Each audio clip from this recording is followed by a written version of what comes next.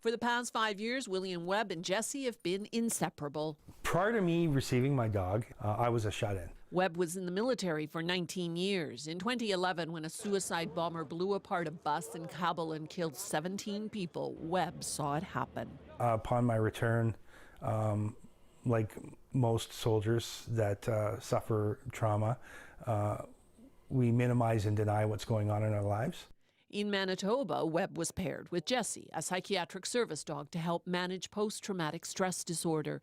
When Webb is anxious, having flashbacks or night terrors, Jesse is trained to distract him. She was taught and certified by a Winnipeg company that most recently provided dogs to survivors of the Humboldt hockey team bus crash. In 2016, Webb and Jesse moved to BC. I was confronted in Nanaimo at the time, at Woodgrove Mall, and told my dog could not be in the mall because it wasn't a certified service dog. I explained to them that it was, provided the ID I had, and they still asked me to leave.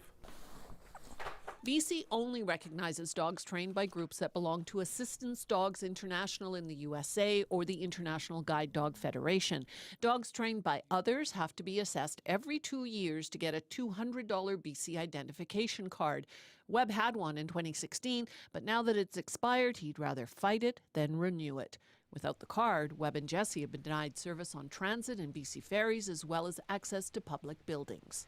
The service dog sector is quickly emerging as a highly competitive multi-million-dollar business.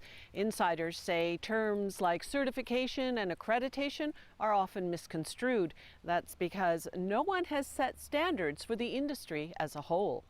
Canada-wide rules, it's believed, would eliminate situations like Webb's. There needs to be a national standard as a benchmark that can be adopted throughout the provinces and territories, so there's consistency. Alberta and Nova Scotia have the same restrictive policy as BC. Prince Edward Island is considering it. Webb wants it repealed. The process is flawed. I believe the government knows that it's flawed, but they're not willing to look at it. BC's Minister of Public Safety declined an interview, but his staff said the agencies recognized by the province have high standards for training service dogs. Webb doesn't dispute that, but a law that excludes all other dog providers, he says, is wrong. Belle Puri, CBC News, Courtney.